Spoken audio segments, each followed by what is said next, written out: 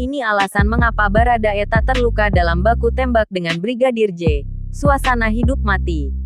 Dalam baku tembak dengan Brigadir Nopriansyah Yosua Huta Barat alias Brigadir J, Baradae sama sekali tak terluka.